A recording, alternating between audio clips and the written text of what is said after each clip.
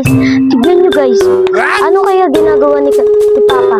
Tignan mo la. Ano kaya ginagawa ni Papa? Ay, tara punta natin si Papa para alamin natin kung ano yung guys, bababa kami. Ayaw naman. Bumaba. So, ayun si Papa. Doon si Papa. Bababa kami yan. So, masyadong malikot.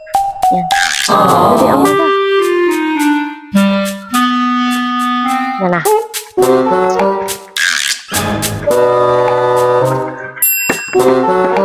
Papa! Ayun, inaano ko sa kawayan. Ginaganit ko sa pagdadulong ko. Hindi kasahig. Nagawa kasi ako ng tubo. Sahig na kawayan para maganda, may silo siya. Magdaga ako ng pato. Yung pato na silo. Ayaw naman.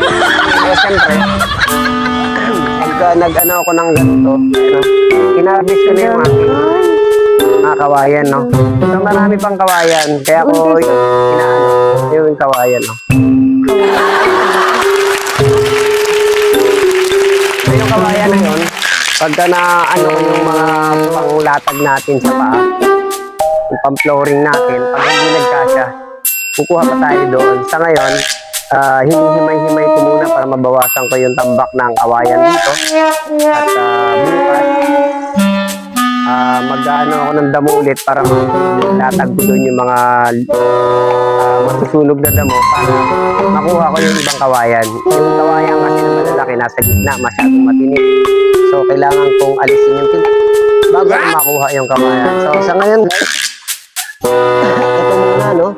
So, kailangan kong matanggal yung bukong-bukong niya kasi ito yung nagpapakaano sa kawayan. Para di maging matibay, di masisira yan. Ibig sabihin, para hindi biyak kaya, ano, dahil wala nang buko-buko, madali natin siyang kasi wala na siyang buko-buko. So, yung buko nagpapatibay dyan, no? Ayan, no? Kailangan maalis natin yan para mawalan yung pwersa ng kawayan. Yan yung ating ilalapig sa ating flooring, no? Sa iba rin, saan na pa hindi.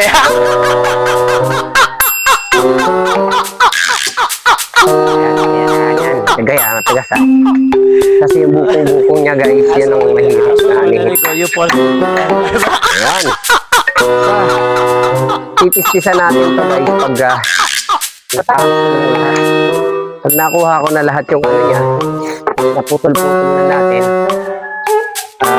tsaka na natin siya titis-tisan para gawin natin ganon. Gagawa naman tayo para sa papa.